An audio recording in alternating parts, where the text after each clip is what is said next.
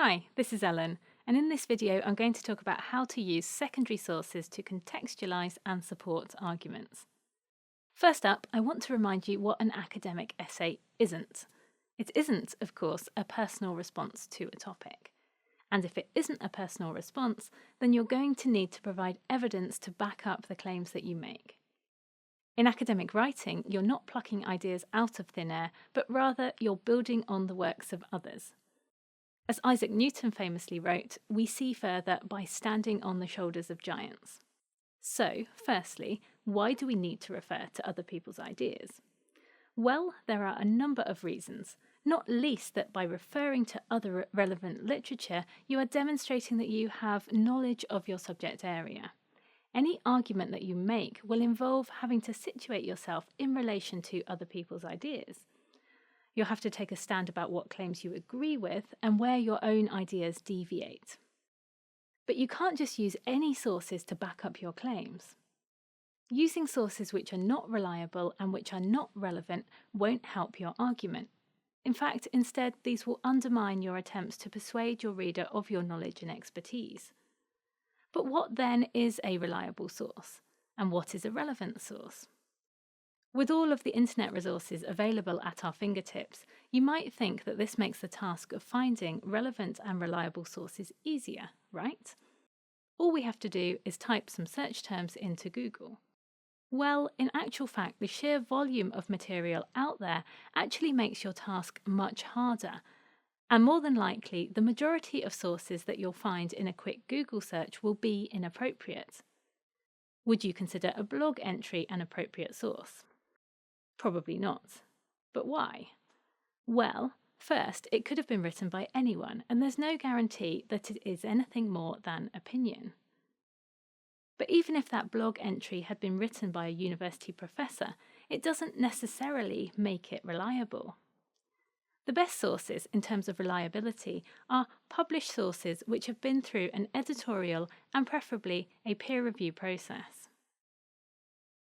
Reliable sources are objective and, like your own essay, will themselves be backed up with reliable evidence.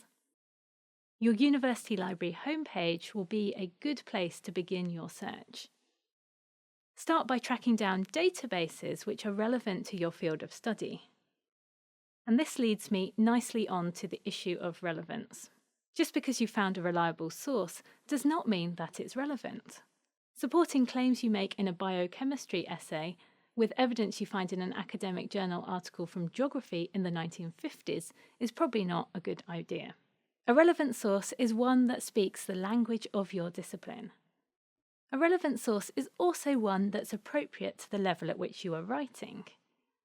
Encyclopedia entries, for instance, may be perfectly adequate on some introductory level courses, but not nearly specific enough at more advanced levels. So, you've chosen sources you're happy with, but what now? How can you use them in your essay? Here I'm not going to talk about the nuts and bolts of how to integrate sources into your writing.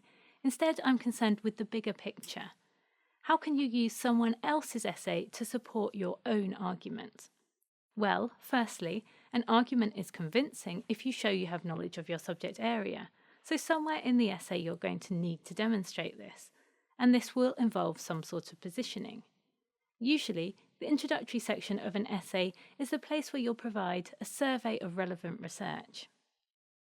Sometimes you might also have a literature review or a background section in which you can develop it further. In some disciplines, like English literature for instance, the whole essay functions as a literature review of sorts, where you carefully sift through relevant secondary sources and look at how these can help you to support the claims that you make. This kind of survey of relevant literature is necessary because it helps you indicate where you yourself stand. In order to have a standpoint, you need to have some foundations to stand on. When it comes to presenting secondary material as the foundations of your topic, then you have some choices to make. Will you, for instance, align yourself with this material? Or do you want to indicate a gap or a problem with previous research? One way to align yourself with research is to use a reporting verb that suggests this. To say that Smith hypothesizes that such and such is the case is very different from saying that Smith proves this to be the case. If you report the fact that Smith proves something, then you yourself are clearly convinced of Smith's claims. Note here the present tense. In many disciplines, it's common to use the citational present to talk about previous studies, and it's also interesting to look at the effect of doing so in terms of how you position yourself in relation to the source. Using the present tense can be a way of aligning yourself with the study. You are highlighting the nowness and the continued relevance of the findings. If you wrote instead, Smith proved that, the past tense might indicate that this is no longer the case. Though Smith's claims might have been regarded as proof in the past, perhaps more recent evidence has undermined the original claims.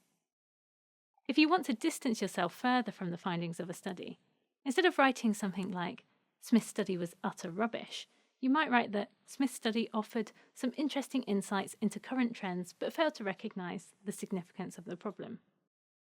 As you will notice, there are academically sound ways of disagreeing with the findings of a previous study. You just have to be specific about the particular problems that you see without dismissing the work in its entirety. When it comes to using secondary sources to back up your claims, it's vitally important to explain exactly how it supports your argument. In other words, it's not enough to let the evidence speak for itself. Don't assume that your target reader will interpret the material in the same way that you do. Avoid leaving your argument open to misinterpretation.